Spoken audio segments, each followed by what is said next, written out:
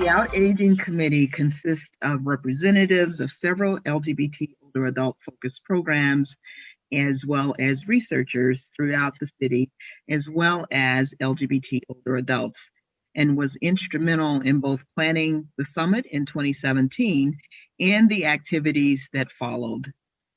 Now, last year, we developed a program to enhance the skills of a cohort of LGBT older adults to have conversations with policymakers and other decision makers about the presence and the needs of LGBT older adults in long-term care facilities, and to provide Illinois-specific resources to help those facilities and others on their journey to cultural humility.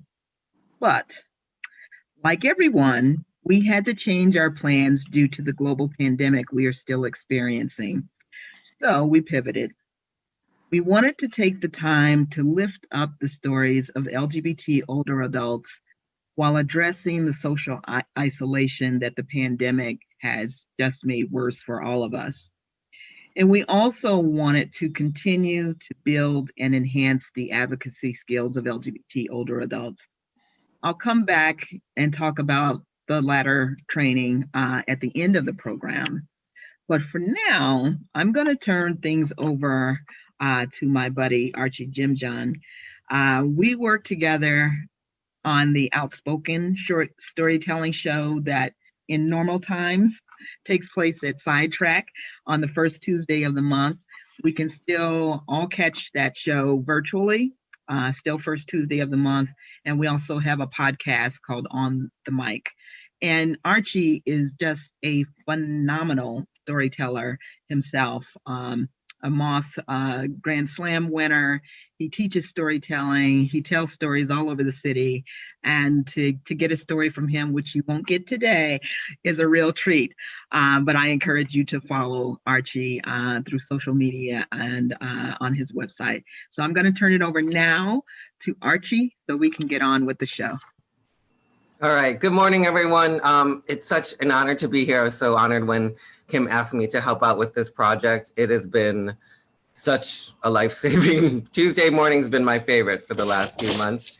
And if you want to catch Outspoken, we'll actually not be next Tuesday, November 3rd, the scariest day that we are looking forward to.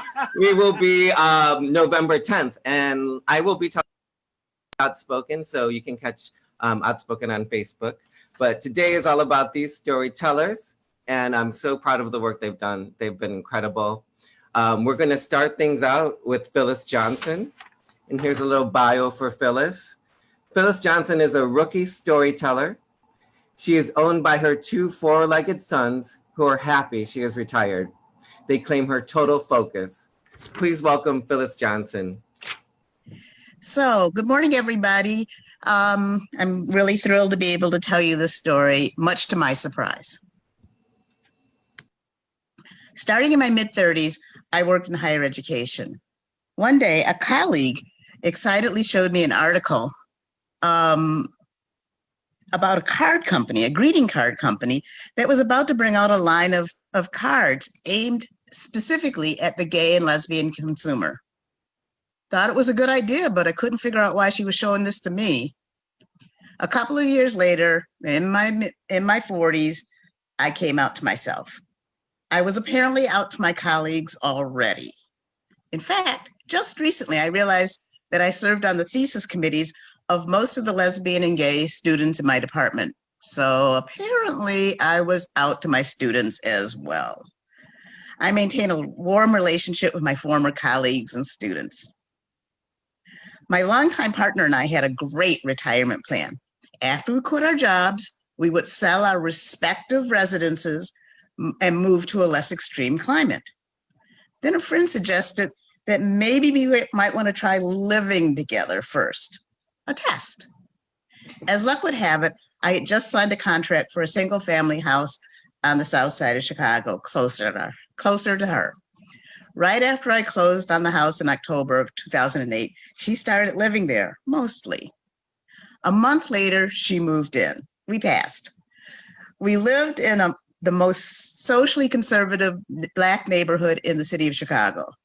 I became active in the West Chesterfield Community Association. We had wonderful neighbors. They politely but persistently tried to figure out our relationship.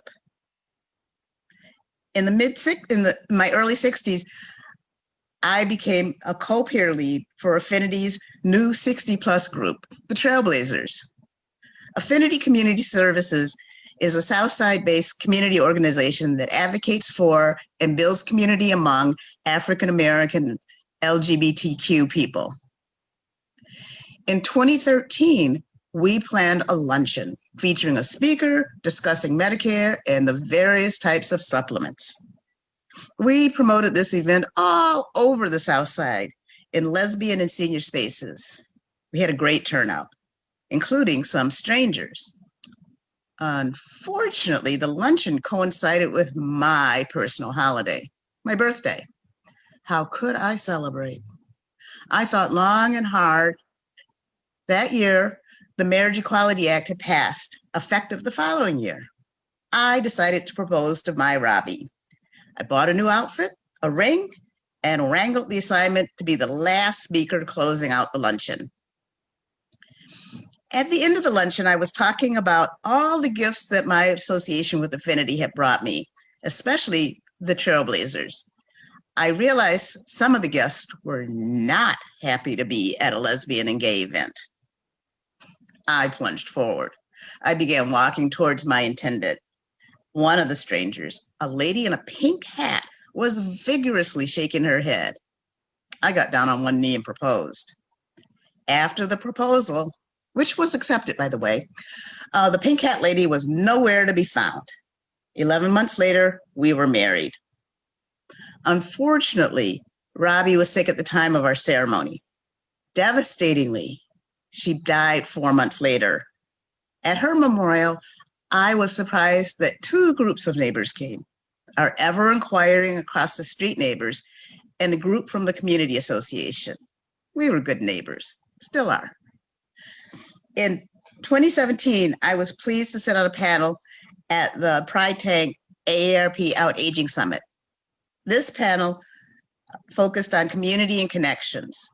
I was joined on the panel by a manager of a senior center on the South Side.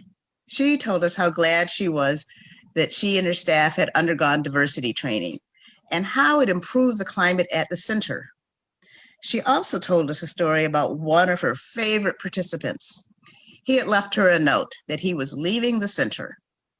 He explained in his note that he loved the activities, loved the staff, but did not feel welcomed by the other participants. I am warmly embraced and valued at Affinity activities and in my neighborhood and among my former students and colleagues, actually, still. As a widow, I want to expand my contacts. I wonder, though, what my reception would be in a group of older Black folks like the lady with the pink hat who do not know me as a good neighbor, a good friend, a good colleague. Thank you so much, Phyllis. So just a little follow-up question, Phyllis. If you could give the lady in the pink hat a greeting card, what would that greeting card say? The greeting card would probably say, "I'm good people too, just like you. And I'm kind of funny." And can you talk a little bit more about the diversity training you think participants might need? I just think that, like sometimes people sit in their own little spots. I mean, now we're used to having our own bubbles. And those are people that are similar to us by and large in one way or another. And we don't necessarily get to know other folks, outside of our religion, outside of our neighborhood, outside of our social clubs. And I think it makes people wary. And if people could let down their guard a little and be more accustomed to people of different stripes, it would be great. I think there should be a line of greeting cards dedicated to that cause. And I think you might be the one to start it, Phyllis. No. Retired, cat, dog. Well, thank you so much. Thank you. Yeah. Our next teller is Tim J Holt. Tim Holt lives in Chicago with his partner Dan and his dog Rummy. He is a retired physician and writer and has written for numerous medical journals. Now that he is retired, he writes poetry, plays, and novels. His inspiration comes from life's events. He especially likes to explore the relationship of healing, literature, and spirituality. His work has appeared in numerous magazines, and he has produced 2 plays. He has published a novel, Square Affair. He also works to help churches become more inclusive of LGBT plus individuals. Please welcome Timothy Holt. Good morning, everyone. Thank you for being here.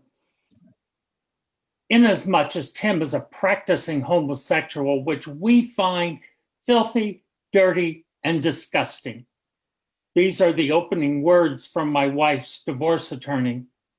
With my sexual life on display, I do feel dirty and immoral. I imagine a choir singing Abomination like Handel's Hallelujah chorus. I want to hide, maybe back into the closet. Luck or God was with me. The judge stares at my wife and her attorney.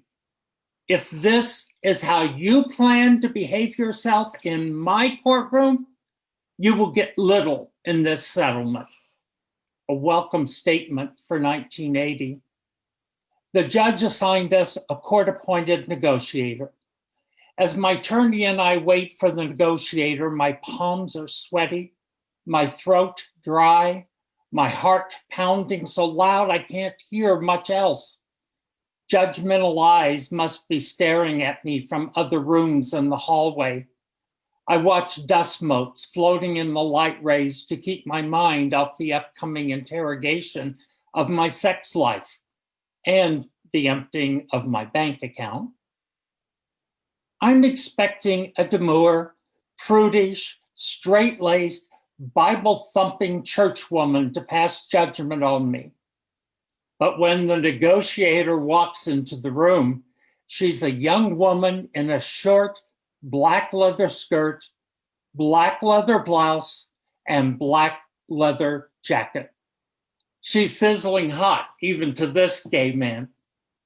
Her spiked black leather high heels click as she approaches the conference table. I imagine the rich, earthy, slightly sweet smell of leather on a hunky, muscled man. However, he'll do me little good today. This negotiator should have no preconceived opinions about me. I whisper, "Thank you, God. I didn't think you were listening." The discussion begins with child support. Child support is fine. I won't abandon my kids, but my wife wants all support to be 20% of my income for life. That's till death do us part. The negotiator responds, "You have a career as a practicing attorney. There's no need for Tim to pay spousal support." Now, visitation with the children. My wife and her attorney channel Anita Bryant and her Save the Children campaign. They believe gay men are not fit to be alone with children for fear of polluting their immortal souls. The children should be chaperoned when with me. With a smirk, the negotiator says, "You know, even with supervision, Tim could leave for a few minutes, have a quick blowjob, and return." My wife and her attorney pull back their heads like trying to avoid a strike from a venomous snake. The negotiator was not finished. "Tim will agree to your demand if you agree to the same arrangement when the kids are with you." My attorney sat back in her seat with a broad grin. Over the week, as we make our way through the final details of our divorce, my wife and I begin to talk to each other without attorneys or negotiator. My wife says she's regretting her decision, and she's amiable to let me move back in as a married gay man. While it's an attractive option, the initial shock of being outed is over, and I have no intention of going back into that closet. I also think it is unfair to my wife. She should have the opportunity to find someone who loves her fully. We agree the divorce is between us. We do not put our kids in the middle.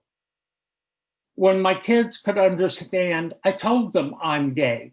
Their answer, so what? My partner and I are included in all family gatherings. My wife remarried and we've become friends. I helped her out when her husband's alcoholism was set to destroy her marriage and was there to support her when he died of lung cancer. During the wait time for our divorce to be final, I gave in to the advances of a hospital nurse. Sex in the back seat of her car was something I heard and dreamed about in high school, but never experienced. The backseat adventure does not go well. I couldn't get my legs and arms to bend as needed for a backseat rendezvous. Next week, we tried the deed in bed. Sex was better than I expected, but I'm firm in being a gay man. But gay does not fully define me. I'm a creation in God's image. I'm a friend of my ex-wife, and I'm a father. Oh my God. Thank you, Tim. Such an awesome story. If you enjoyed Tim's story today, you can actually also catch him at the next Outspoken where he'll have a different story. So again, just inviting you to that. Tim, a question for you. Sure. The negotiator turns out to be such an ally in the story, so unexpected. If you could say anything to her today, what would it be? I would tell her thank you, that because of her interventions, I was in a lot of ways able to move on without feeling the words that my wife's divorce attorney had said. And, you know, it leads me also to think of the message I'd like to send. And the message is, when you look at a gay man or a woman, they're more than what you think they are. They're more than what the word describes. And I just would like them to know that when they see others, especially elder gay people, there's often more to their background. Oh my God, such an important message. Thank you so much, Tim. Our next speaker today is William Wilson. Will Wilson is an acquired taste, and he is excited to join us in this virtual showcase of storytelling. Will's stories often address issues of inequality and disparity around healthcare.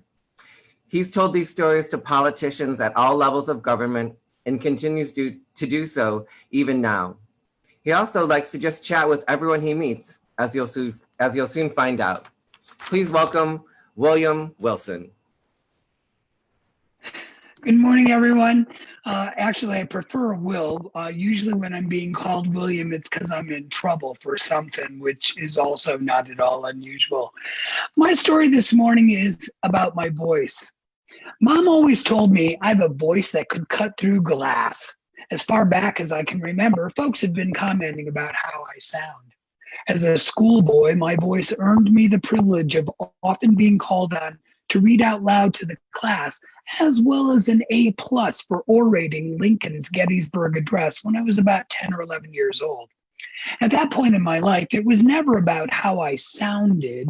Rather, it was about my ability to speak clearly and concisely. That changed when I got to junior high. Puberty was not kind to me.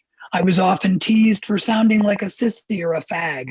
I was definitely a target for the bullies who took every opportunity to harass me. Of course, none of this made me back down. In fact, it helped me to hone my ability to be sharp-tongued and become even more vocal than I'd ever been before. As an adult, I grew comfortable with the sound of my voice. I sang, I proclaimed the readings at Sunday masses, and I delivered speeches to local, state, and federal politicians. I've given guided tours of Chicago from the driver's seat of a trolley or the top of a double-decker bus. I've read stories to small children and sung lullabies to babies. A little more than 2 years ago, what started off as an earache and a sore throat turned out to be throat cancer, a tumor on my larynx, right at the juncture where the two halves meet. I was lucky, I was diagnosed early.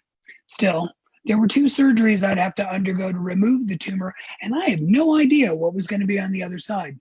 What if I lost my voice permanently and I could never speak again? What if I had to use one of those contraptions that people hold against their throats in order to be heard? What if? There were a million questions. After surgery, I wasn't supposed to speak at all. Now, anyone who knows me knows that that is a nearly impossible task. And I'll admit I failed miserably within the first 24 hours. I wanted to see how I sounded, so I tried to speak. And of course, then I started chastising myself out loud, taking myself to task for impeding the healing process because I'm just impatient. Using the phone was out of the question. I had no volume. And because I was still learning how to breathe with my altered vocal cords. I also quickly learned that automated answering systems, they didn't recognize the sound that I made as being viably human. I once found myself in tears in the lobby of the hospital after one of my doctor visits when I'd spent nearly 10 minutes trying to get through one of those horror shows. I actually had to ask a stranger to speak for me. Sometimes life teaches us to be humble when we're least willing to learn. This lovely rasp that I now call my very own is a work in progress. When I first started speaking in public again, it didn't always go well. There were folks who thought I wasn't speaking loudly or quickly enough, and they let me know that in no uncertain terms. I did my best to help them understand it was out of my control. Still, it hurt.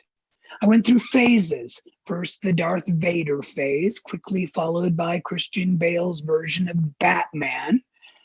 And all of this was salved one day when I was at the play lot with my friend's daughters, Tamsin, who was 5 at the time, and her younger sister, Finn, age 3.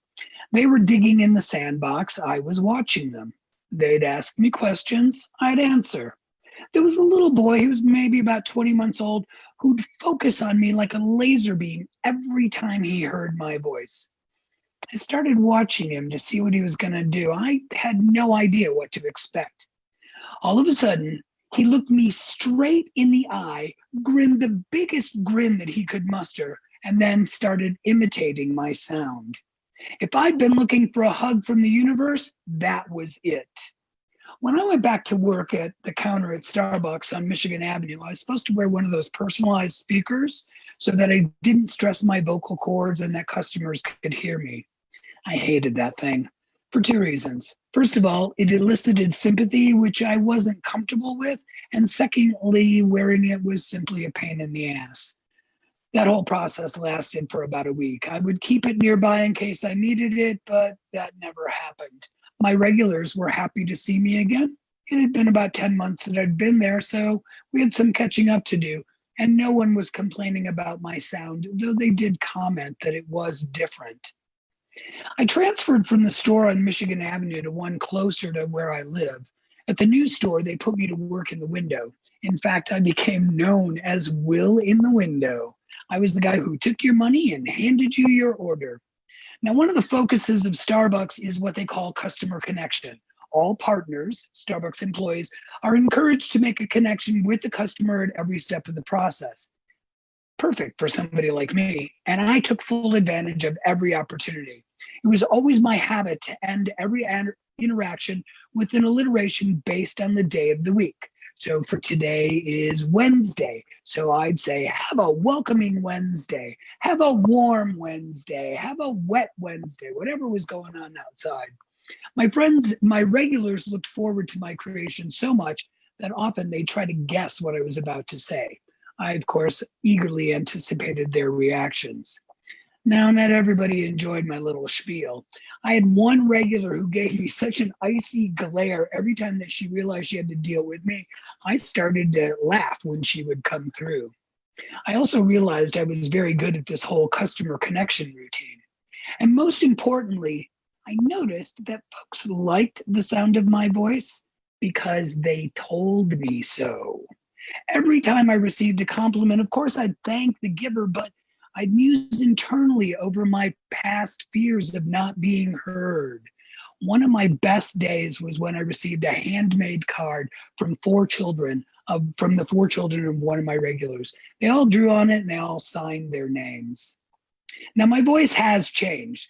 There are things now that I cannot do, such as sing a falsetto or sing a range of scales. Still, I can and I do speak out to politicians and to those in power about the issues that are important to me and to my community. With each passing day, my sound does improve. I notice it when I do something vocally I haven't done in a while. In fact, I recently discovered I can once again shriek. Doesn't always happen, and when it does, it sounds a little odd. I think my muscle memory is still looking for tissue that isn't there. And while I don't sing in public, I will try when I'm alone. Once again, I'm lecturing at Mass and I'm receiving compliments. My soul soars, though, the most when I'm with Auden, who is my heart and almost 2 years old. He'll ask me to read The Crack in the Track or Harold in the Purple Crayon or the ABC book over and over and over and over again. Makes me smile. Thanks for listening. Oh my God. Well, I have to say that I love the sound of your voice. I find it very appealing. I have to say that. And I was also wondering, do you have an alliteration for today? Yeah, you actually heard it. It's a welcoming Wednesday because, it is Wednesday. It's not Tuesday. I know you're thinking we're in our regular class. I did. I was like, oh my God, it's Tuesday. It's very early. One of the benefits of getting older, Archie, is that we become little bits of mind readers. So I kind of knew where you were going because that's where I would have gone if I were you. So, yeah. My question for you is, Auden is such a sweet, wonderful presence in this story. And I wonder if he could hear the story in 20 years, what would you like him to take away from it? Well, I would want him to realize how important his listening without judgment is. I think that one of the things that I went through was feeling that judgment that I thought I had gotten past. When I was younger, I was teased for sounding like a sissy and a fag. And I grew up to be an adult who was not at all ashamed about the way that I sounded. And then once again, I found myself in a situation where people didn't like the way that I sounded, or so I thought. And it was circular. I went back to that. So he provided a base that allowed me to get the acknowledgement from other people. Because again, I mean, it was very important to me how he reacted to the sound, how he reacts to what I do. And the fact that he will sit there and have me read the same thing over and over and over ad nauseum tells me that he likes having me around and he doesn't mind the sound. So that's a good thing. Aw. Well, thank you for your story. And also thank you. I don't know if everyone knows, but Will did some speaking with the senator yesterday about our healthcare rights. So he is really, really continuing to speak up for us. And it's been wonderful to get to know you over these weeks. Well, thank you so much. Well, thank you. I appreciate the opportunity. Our next speaker today is Danny Morello. Danny is a trans woman and a steadfast advocate for trans inclusion and affirmation. She serves as a community member of the Howard Brown Aging Services Advisory Board, is active on the Center on Addison Speaker Program, and is a member of the SAIC Intergenerational Dialogue Project. She is a parent of 4 adult children and has 4 granddaughters. She lives in Andersonville. Please welcome Danny Morello. Thank you, Archie. Good morning, everybody. Thanks for being here. We really appreciate it. About 2 years ago, I began to notice some pain in my lower abdomen. This was followed by a slowly emerging bulge. After being examined by my doctor, I was told I had a hernia, 2 hernias in fact, and that I should arrange for surgery. She gave me a referral to a hospital here in Chicago. I made the appointment to see a surgeon. I wasn't concerned about any risks of the surgery or the outcome.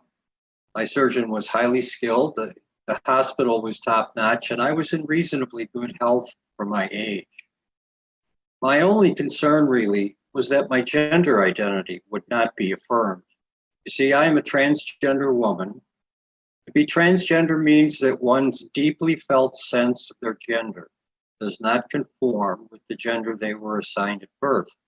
In my case, based on certain observed physical characteristics, I was assigned male at birth, and yet I am female through and through. My gender identity is precious to me. I feel it as a beautiful jewel deep in my heart. Even though I had been intentional in sharing my gender identity with my surgeon and their staff, I wasn't going to leave it to chance that this would be passed on to others at the hospital.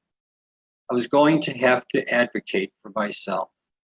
So my therapist and I came up with a plan. It was a simple plan, really, involving what could be called accessories. My therapist gave me a few message pins with statements such as trans bodies are beautiful and celebrate trans lives and a few others. I also had a stick-on name tag, but I had no idea how the hospital staff would react. On the day of my surgery, my daughter, who would act as both driver and support person, saw to it that we left home for the hospital on time to arrive at the ungodly hour of 5:30 a.m. I was wearing comfortable feminine clothing. I'd washed my hair, styled it a bit, and I applied just a touch of blush on my cheekbones. As my daughter and I entered the hospital, the first thing we noticed was how oddly quiet it was. And with the exception of the security person at the door, we didn't see anyone as we made our way to the reception area of the surgery center. After checking in at the desk, I was given a form on a clipboard to fill out. After filling out the form and returning it, and as I was making my way back to my chair, I hear the receptionist say, excuse me, sir, you need to sign the form. This is an example of what is called misgendering. Simply put, misgendering is referring to someone by the pronouns or honorifics of a gender that is not theirs. This happens to trans people on a daily basis.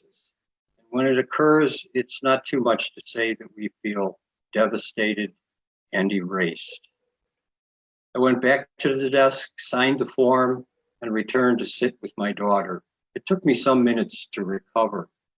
I chose not to correct this person, but I was resolved to ensure that I did not get misgendered for the remainder of my stay at the hospital. It wasn't long before the door of the surgery center opened and I heard my name called. I left my bag of belongings with my daughter and followed the staff member. I was led to a curtained private space, which had a bed and a chair. I was asked to remove my clothes and put on the gown that was already placed on the bed. I did what I was asked to do and sat down. Almost immediately, I noticed voices.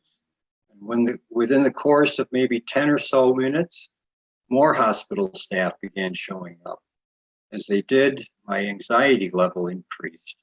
A member of the nursing staff came to where I was to make sure I had put on my gown and then went to get my daughter. When my daughter came in, I asked her for my pins, with which I proceeded to decorate the front of my gown. I took out my name tag, and with a marker, I wrote, my pronouns are she, her, hers. I imagined I looked like I was going to a political campaign or possibly a baseball game. This was sure to get the attention of the staff.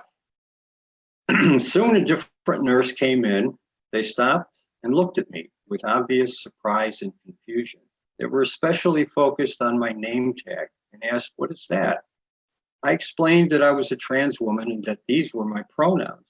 They responded, oh, okay, and smiled. I was cautiously hopeful. It wasn't long before others arrived to check my blood pressure, my temperature, my pulse, to read and explain various forms to sign. There must have been a dozen or more people involved in my care. Strangely, with the exception of the first nurse, no one commented on my pins or pronouns. I wondered, were they ignoring them? possibly objecting, thought I was being ridiculous. I laid back, closed my eyes, thinking about all of this. Then I heard a friendly voice. "Good morning, Mrs. Morello. I'm Mark, and I will be your anesthesiologist today." So obviously word of my gender identity had spread. And although the title was relationally incorrect, it was delightfully gender affirming. At that moment, my anxiety disappeared and I became fully relaxed. The remaining several hours are a blur to me. It wasn't until the next day, after mostly recovering from the anesthesia, that I could think clearly. And I believed then, as I do now, that my gender identity was affirmed. In fact, my daughter told me that in her conversations with the staff, they nearly always used my proper pronouns. And I'm convinced that this was due to my self-advocacy, which led to this positive outcome for me. But I wonder, did this influence any changes at the hospital? Would there be space for conversation about policy? I'll never know. But I can't help but think that a tiny seed was planted, and time will tell if it takes root and flourishes. Thank you. Oh my God, such an inspirational story. Thank you, Danny. Welcome. I'm so inspired by this story because you're such a great advocate for yourself in it. I find that so powerful. And I was just wondering, were you always that way, or how did you learn to be that way? If you could talk a little bit about that. Sure. And in a way, it was kind of natural for me, because when I first came out and started living as best I could in my gender identity, I have to tell you that I felt wonderful about it. I was so joyful. As I mentioned, it's a precious jewel inside me. And I wanted to share this with people. Of course, I didn't get a good reception all of the time, but nonetheless, people could see how genuinely joyful I was. And that had the effect, I think, of disarming them a bit. I can be very welcoming, and people feel really comfortable with me. And so I advocate for myself for that reason. And also I learned that there are some spaces that can be unsafe. And so there are things that I can do through self-advocacy that can make it easier for me. So it took time, it takes a lot of thought, and it also takes a lot of energy, really. I would rather, not feel the exhaustion afterwards, as all of us do. It becomes tiring, but self-advocacy, we all have to do that, we all do. Everyone knows what that's like. Well, I just wrote down the power of your own joy, because I think Yes. I am going to have to use that power a lot in the next week, as we all are. So I really love that phrase. I had to write that down. That's great. That's good. Thank you so much, Danny. Thanks, Archie. Well, as Kim would say, we've come to that bittersweet moment when it's our last storyteller for today, but don't worry, we have a discussion afterwards, so it doesn't quite end. But our final teller is Donald Bell. Donald Bell, he, him, his, identifies as a 71-year-old single, cisgender, pro-feminist, gay, or SGL, man of African, Indigenous, and Scottish-Irish roots. Don is a third-generation native-born Chicagoan, Southsider, and lifelong White Sox fan. He is a retired professional in higher education administration, student affairs, certified in HIV/AIDS counseling, health education and outreach, and an IDC FS social worker. Now, at the end of a long hiatus, he plans to re-enter the work field in the area of diversity, equity, and inclusion. He has become a recognized resource in the area of aging in general, and LGBT plus aging in particular. He often presents on those and related intersectional social justice issues. Please welcome Donald Bell. Good morning, everybody. Good morning, Arch. Thank you very much for that very kind introduction. And so let's get started. All right. Let's talk about homos. Homo sapiens, that is. Human beings. There are 7 billion plus of us distributed along the globe. And we engage in very typical human behaviors. One of the things that we do to deal with big numbers is we break things down, we group them, we catalog, categorize, and create hierarchies amongst them. We have broken our globe down into 150 approximately nation states. And from those nation states, we engage in other typical human behaviors. We create competition. We tend to shy away from cooperation. We tend to be much more efficient at waging war than waging peace. But all of those are quote unquote normal human behaviors. And so we break ourselves down further and further. And when we get to the community level, like here in the United States, our communities are defined as those areas of our geopolitical action space where we were born, where we grow up, and that influence our socialization. And within those communities of origin are, of course, our families of origins who are part of it. So it's the people to whom we were born, the family expectations that we have, and the feedback that we get on how we are doing as human beings. And one thing about those communities is that they too are broken down in terms of social hierarchy, in terms of privilege and social marginalization. And we have, for instance, 4 or 5 different characteristics that we can talk about in terms of those communities. For instance, if one is in a community that's marginalized on the basis of race or class, then roughly just about 100% of the people who are part of that community are just like each of us as individuals. If we're marginalized in a community based on gender, well, at least half or close to half of the people in that community are just like us. But when we're marginalized in the area of sexual orientation and gender identity, oftentimes we are alone in our families of origin and in our communities of origin. And we sometimes experience exclusion from those communities, rejections by those communities, and that has a lasting effect. And for those of us who are in the older generation, this is a lifetime effect that we've dealt with. And yet it continues to happen. For as much progress as we've made in the civil rights of the LGBT community, there still exists this experience that youngsters coming out today experience. And that's why we have such things as an overrepresentation of LGBT youngsters in our homeless populations throughout our country and our cities in particular. But I was lucky when it was my turn because I had an exceptional experience.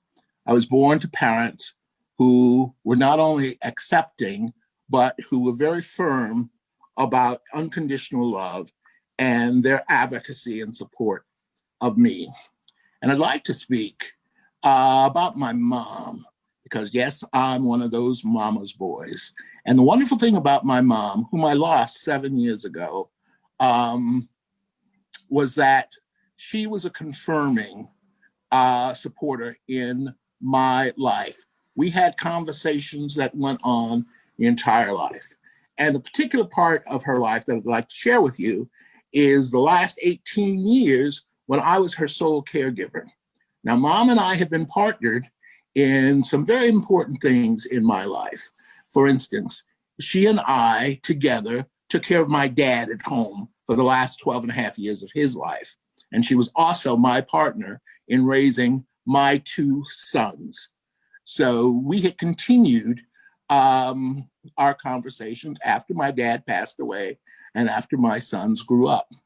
And one of the important things that I wanted to talk to her about, particularly toward the end of her life, was to make sure that we'd had all the conversations. I didn't want to have the experience of regretting because there were things that we hadn't said to each other. And one of the things I asked was something that I already knew the answer to, but I did not want to presume that my response was her response. So I said to her, Mom, I says, now I know that you are a woman of faith. That's very important to you. I says, but, and you have always been my number one advocate. But let me ask you, does my sexual orientation compromise your values of faith or your religious practice? And my mother looked at me, she lifted her finger and she said, most emphatically, you are my son. And she was done with it. And I knew exactly what she meant because it was the behavior that she had always modeled. My parents, my mom in particular, exercised and lived the value of the divine stewardship of parenthood. She says, we do not own our children, but they are gifts from God. And our responsibility is to love them unconditionally and to provide the maximum amount of support that we can in their development. And she did. And on the day that she died, June 13th, 2013, 7:08 a.m.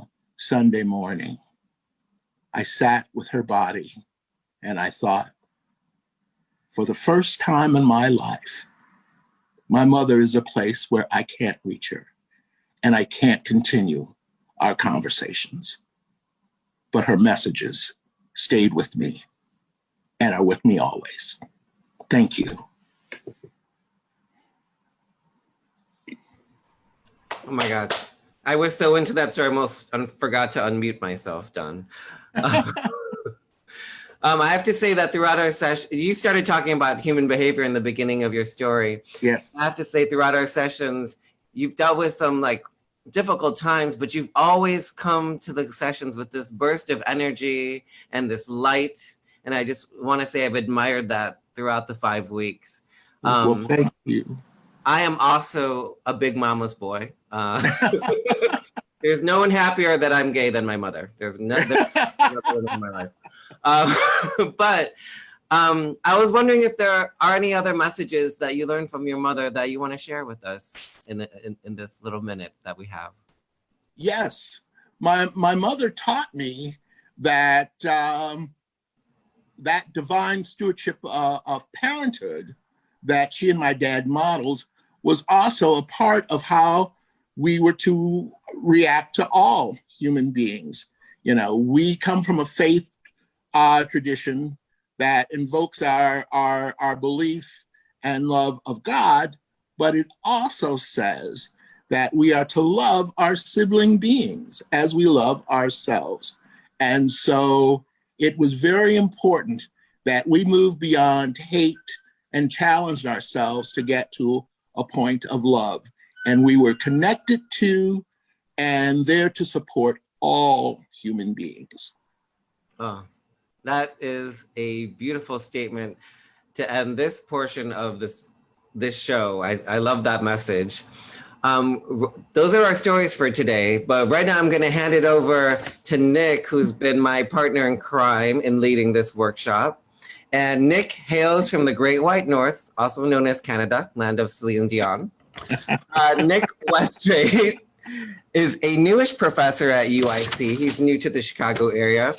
He teaches courses on adult development and aging and conducts research on life stories and intergenerational storytelling in the LGBTQ community. And while he enjoys his day job very much, he is holding out hope that his childhood dream of becoming a wizard will one day come true. So I don't know if there's anyone here that can help give him wizard lessons, but he will be open to that. Please welcome Nick.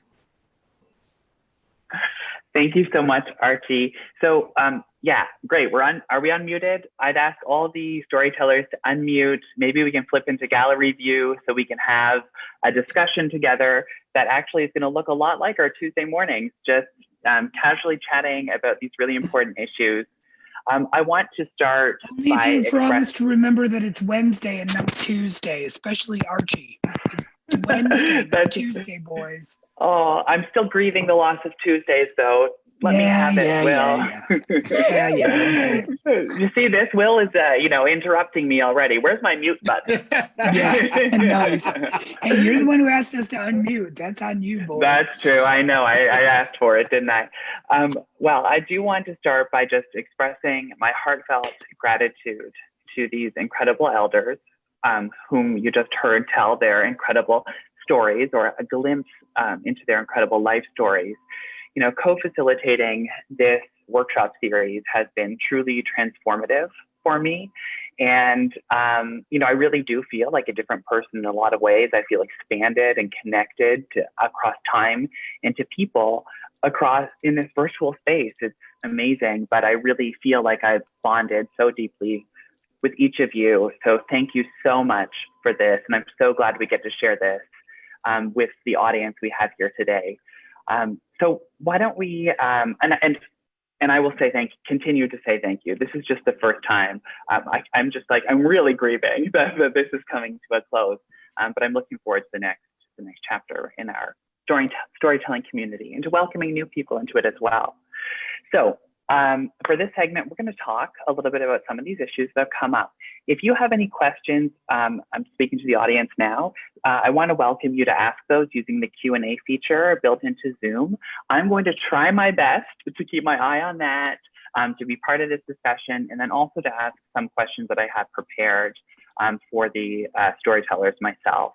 So please go ahead and use that Q&A function or whatever function is available to you to ask your questions. So as I said, in this segment, we're going to be reflecting together on the stories we've just heard, storytelling process, as well as the concept of storytelling for change.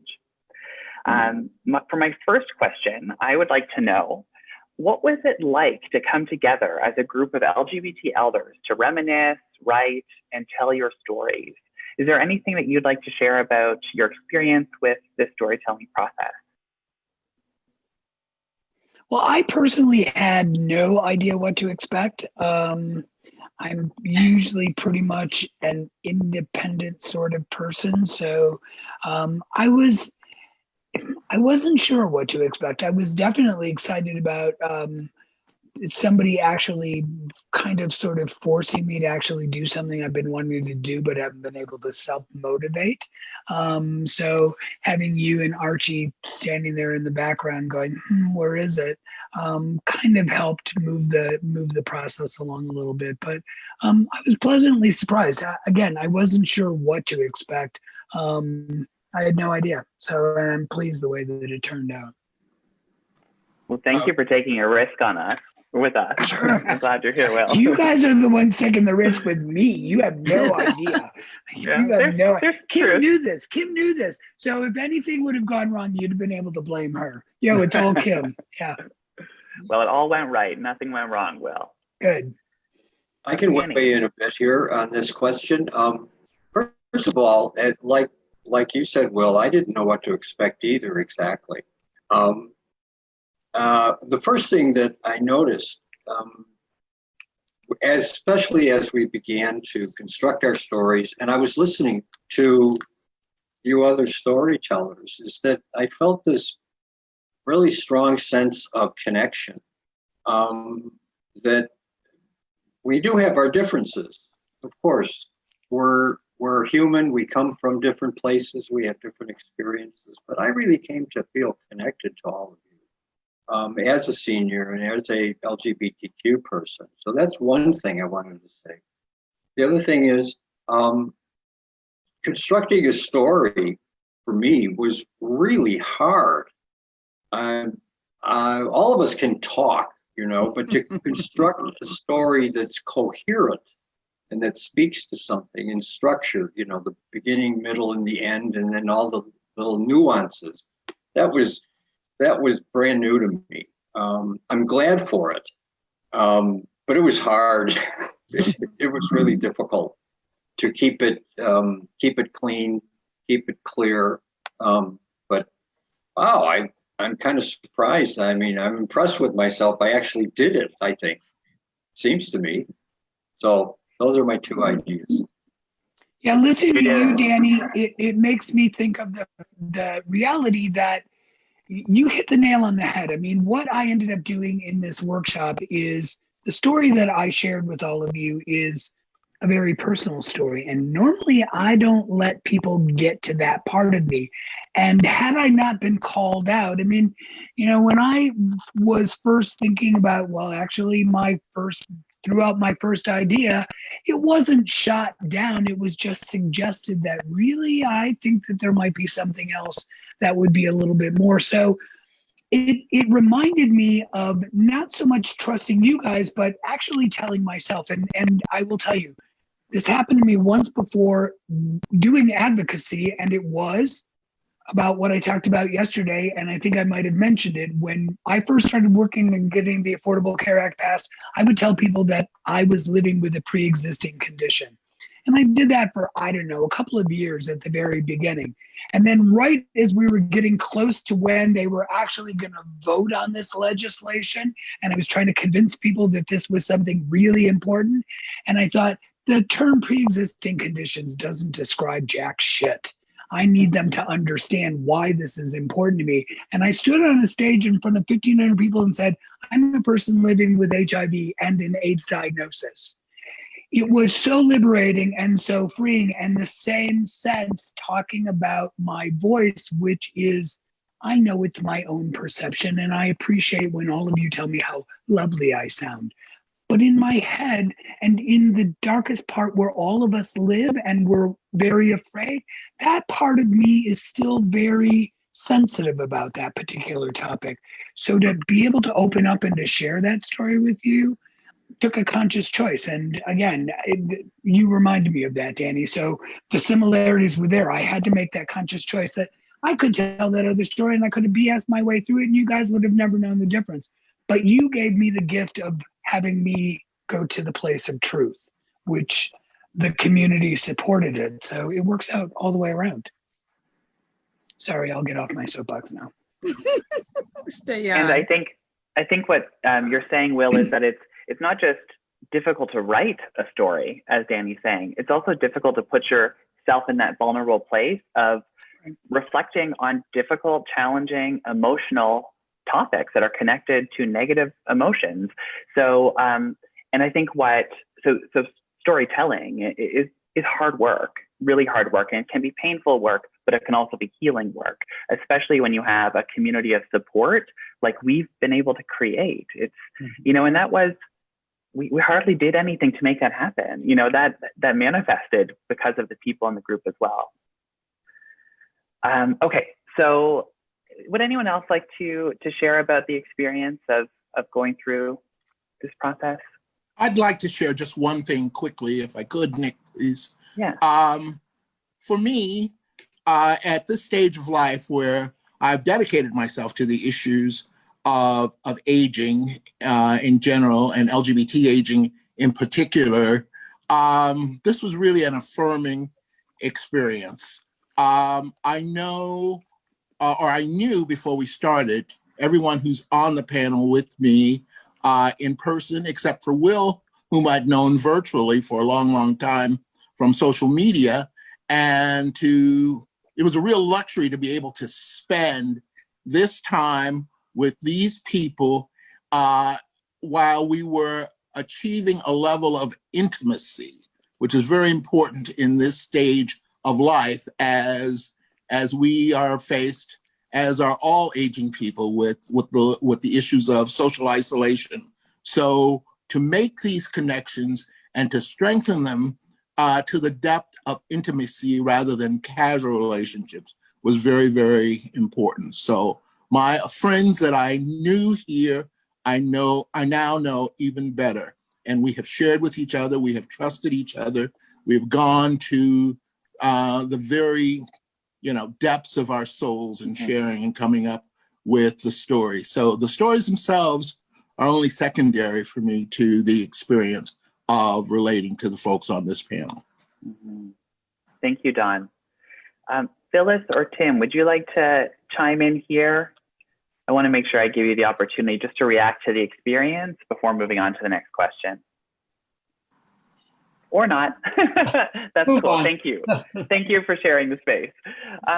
Okay, so the next question I want to ask concerns how this workshop series and this showcase is marketed, stories from the first out generation.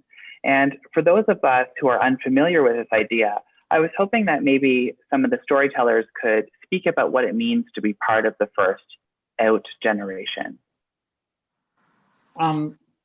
I have an interesting experience. My grandnephew is growing up, well, he's grown, he's in college, in the same small town that I did. And there is a huge difference that I can see. While I wasn't out when I lived in my small hometown, I certainly knew I was gay. But in the 60s and the 50s, I even knew back then, it was something that you didn't talk about at all. You were expected, as I got married, you were expected to marry, have kids, and live, that perfect American life of husband, wife, and kids. But my grandnephew, doesn't have that. He came out in high school. There was support. It took, his grandparents weren't happy, but they supported him in what he did, as well as his family and friends. And to me, it's kind of a microcosm to, he understands what I went through because we've talked about it. We've talked about having to hide being gay during a lot of the period, for afraid of being shunned, afraid of losing your job.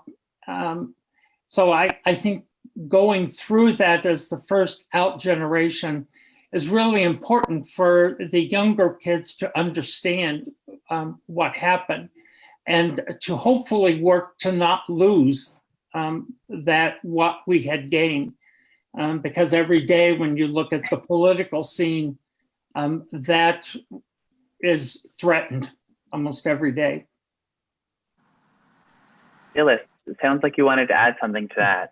Yeah, exactly. As you all know, I came out in midlife, and my partner knew early on in her life, in her teens. And what really fascinated me is an expression of how painful it was. And that was expressed in our lives by our wedding guest list. So I had a whole table of people from my school there, all of whom we agreed that it would have to be people we both liked, and that we both met. But there were lots of coworkers of hers that I'd met, but none of them, not a single one, was invited. And when I asked her about that, she was like, no, that's work. So she completely separated her social life from her work life because she's always done that. And so I think Tim's grandnephew and people like me that came out in the 90s have been spared. A lot of pain, even though there's still that insecurity. Yeah. Thank you, Phyllis. Will?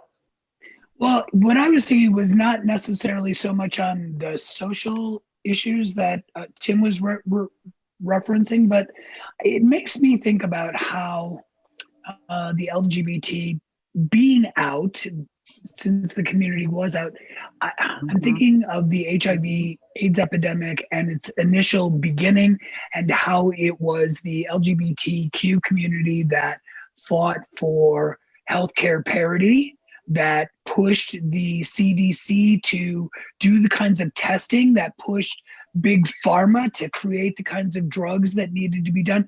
I mean, all of the benefits that people now enjoy as part of our healthcare system, which still pretty much sucks and needs to be rebuilt from top to bottom.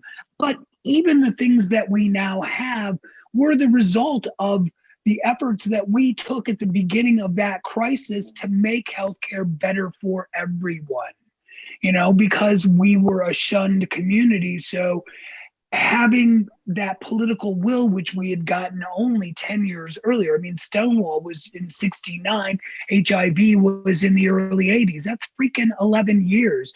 But we had enough political muscle at that point to be able to take to the streets, to do die-ins, to force. I mean, yeah, we should have been doing some of the shit that we did back then over the course of the last 3 years. Why the world hasn't is beyond me, but, you know, I long for those days.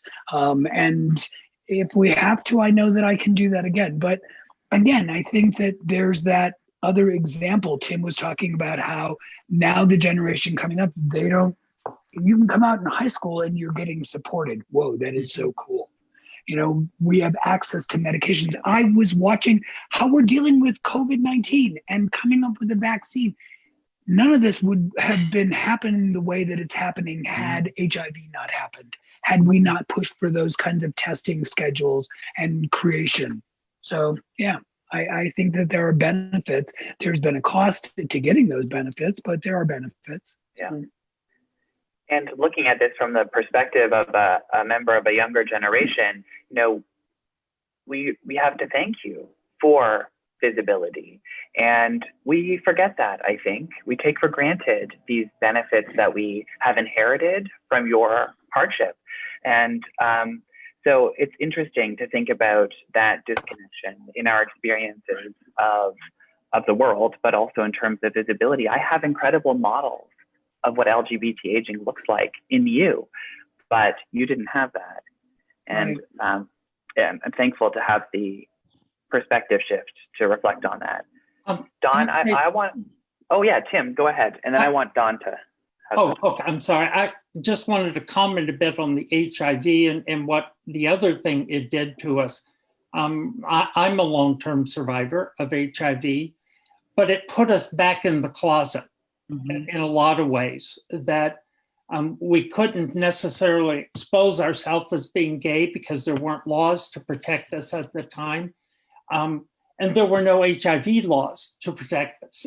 And especially in the early phases of HIV, not only could you not get treatment, you really couldn't tell anybody and be honest about who you were for fear of getting fired.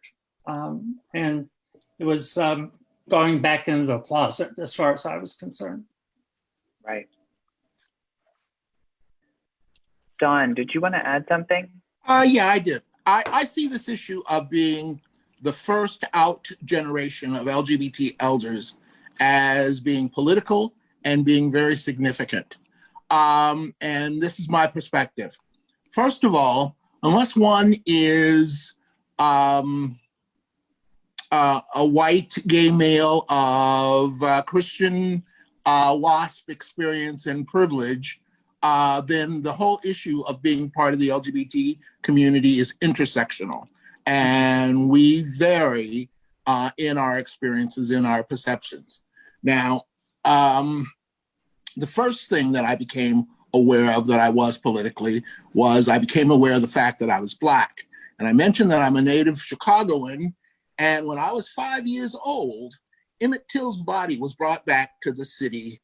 And even at 5, I was very aware of it because I was aware of how our community was stressed. It's the first time that I saw adults cry in public because of something that was going on. And I learned that a kid who was just a little older than me had been killed because of his color. And that began my life of political involvement. And it went on and on from there. The thing that is significant to me about this generation of LGBT people is that we have lived the entire arc of the LGBT civil rights movement. When we were born, homosexuality was against the law in every state of the Union. And it wasn't until it was decriminalized in the state of Illinois in 1960 that decriminalization started. We were listed in the DSM as having mental disorder because of our sexual orientation. We were turned away from the face of God in every major religious community. You know, we were social pariah, but we fought our way. And just for timing purposes, of course, there were other preceding events, but we time our civil rights movement from the time of Stonewall. And with that became national movements like the Gay Liberation Front. And we became public, and we started to establish communities, and we moved into the public forefront, making demands for our freedom. And we've gone from that point up to the point that we've come now. When I start marching in pride parades, literally my entire personal and professional and physical life were at risk. These are experiences that occur today in some parts of the country for individuals, but it's not a collective community experience like it was. And when I was young, we had no idea of what this stage would be like because there was nobody out to show us what it would be like. And then when we went through the HIV/AIDS epidemic, and we lost so many of our contemporaries, of course we had no idea that we even survived to be this old. So now we are here. And the reason why I'm committed to the causes of our community is because it's time that we are given consideration. I live in a residence here in Chicago that is the 4th development in the nation that's designed to be designed to be LGBT senior friendly. You know, it serves roughly 60 LGBT people, but we have tens of thousands of LGBT people who have problems finding housing, finding services, having their place recognized in society. So yes, we are out and we're starting a movement. And for those of you who are younger, you're going to inherit some of this, some of our victories, some of the things that we've accomplished, but you will also inherit an agenda for where you will need to continue in your time. Mm-hmm. So thank you, Don. Thank you. No, and we will do it together. We'll be, hand in hand. This Absolutely. is we're doing it together. So that's what this is about as well, and the intergenerational work that we're doing. I want to move on to a new topic, but I first want to touch upon, the fact that you brought to light that you live in an LGBT affirming community. And I also want to connect that to what Tim was saying about going back into the closet. One of the issues that that LGBT elders confront is that when they move into elder care facilities, residential facilities, assisted living, long-term care facilities, because of fear and uncertainty surrounding their safety, they go back into the closet. So they may have lived visibly for a while and then at a late age become invisible. So it's complex.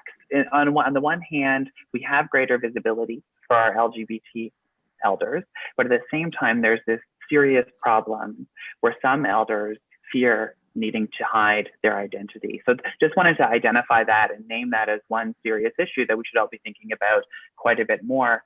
I want to, a comment came up also about the parallels between HIV/AIDS and COVID, and also their disproportionate impact on African Americans and BIPOC communities.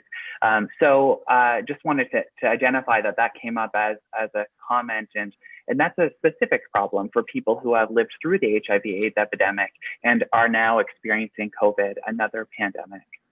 But the question I want to pivot to now is about change. And we received another question about, specifically for Danny, actually, about what it's like to live as an out trans elder.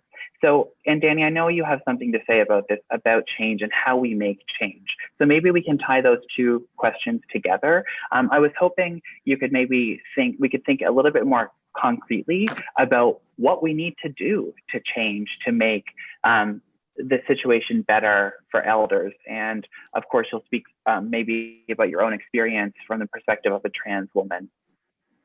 Sure. I would say this, that first of all, the scope of what needs to be changed is, when we think about it, when I think about it sometimes, it's so overwhelming because we're a very small percentage, LGBTQ people are, of the world and of this country and of the city. And we meet exclusion, just as a matter of course.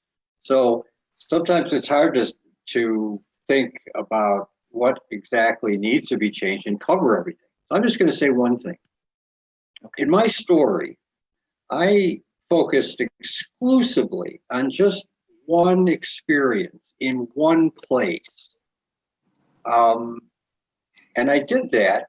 First of all, it becomes an easier story to tell, for me anyway.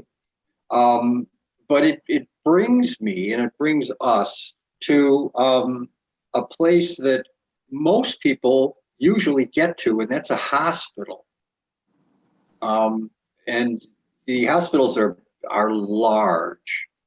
A lot of departments, a lot of different doctors. Yet it is a place that if the hospital decides to make changes, that it impacts broadly across a city. It really can. So a specific, simple change, it has to do with paperwork. Mm-hmm. Asking for new patients or existing patients what their gender identity is, and listing all of the different identities that people have. And then, so it starts there. And then asking for pronouns. Just ask. That's all you have to do, is just ask. When we, especially as trans folks, when we see that we're being asked our pronouns, we know that this is an attempt to affirm us and to make us feel more welcome. And so just on the issue of paperwork, and that's just the start of it, but it has to do with policy. Policies have to change. And I'm just talking about hospitals now. Policies have to change. Conversations have to start. And they need to be spearheaded from the top. Coming from the bottom up is good, but the people that are in charge, that make the decisions, need to say, this is something we're going to do, and here's how we're going to do it. And they have to have the will to do it. And from there, it can grow. So I just think of where I was. I happened to have my surgery at U of I Health Hospital. I mentioned that, Nick, because I know that you're connected there, and a lot of other people are. That's such a massive place. And just think of all the different people that interact outside in the community. If they see that U of I, and they are, by the way, I happen to know this for a fact, are making an effort to make substantive change to how they interact and support the LGBTQ community. That's impressive. And other people say, you know what, we need to do that too. So I started out with paperwork, and it's such a small thing, but it's really important, because what did I do? I mean, I had to do all that myself, which is fine. But sure would be nice to walk in and have everybody speaking immediately. Mhm. Exactly. And understanding. And if they don't know, ask us, no matter Yeah. who we are. Yeah, Phyllis is shaking her head. You know, it's amazing, Danny, that you have self-advocated, but it shouldn't be necessary. And there are small changes that can happen today. And it may be start as simple as paperwork. For those people who are more interested in change, you can look at the organization SAGE. They have they're on their website, the National Resource Center for LGBT Aging has a great resource document about how to make practical changes. So I'll leave that with you. We have to move toward wrapping up because we only have a couple minutes left, unfortunately. But I do want to just say, unfortunately, we didn't have time to go in depth into this direction, but you know, we've talked a lot about the issues and challenges associated with LGBT aging. But one of the things that has been expressed to us from the storytellers is that there's also a lot of joy, and you know, this is about painting an accurate reality of LGBT aging, and we've only really focused on part of it. I don't know. We have 1 minute. Phyllis, can you speak to this?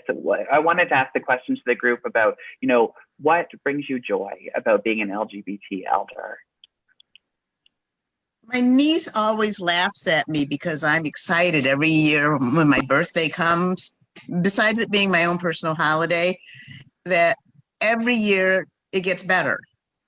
I mean, physically I can do a little less, but my sense of myself, my ability to be in charge of what's going on in this part of my world, just blossoms and continues. And so my associations, my ability to look backwards over time, my ability to be more and more me, it just grows. And so it's pretty incredible.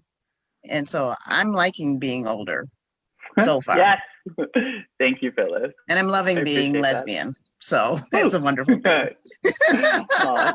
Thank you for ending us on that note. I'm going to flip it over to Kim to say goodbye.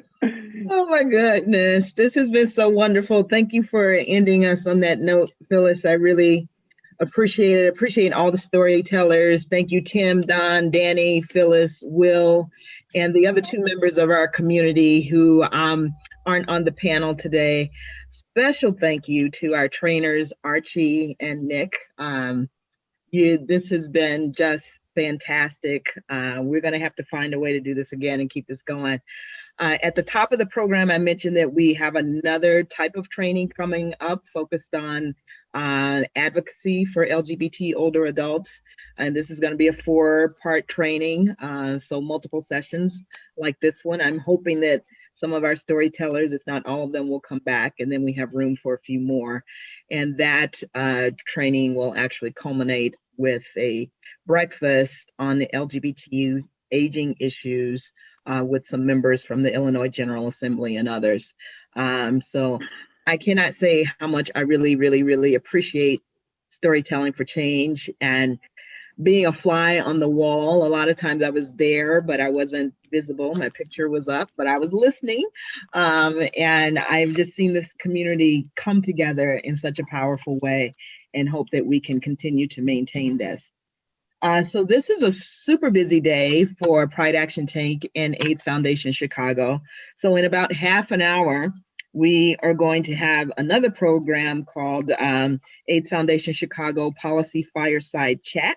So it's a day of Zoom for us.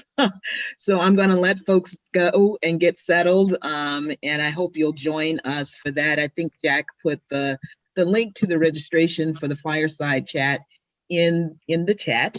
Also, you'll begin to see more and more information about the next series of training and the breakfast coming up in December. So thank you all again. I am so sad that this is ending, but this has been so, so powerful, and I hope it was for you too. So thank you, everybody. Thanks. Bye-bye. Bye. Bye, Kim.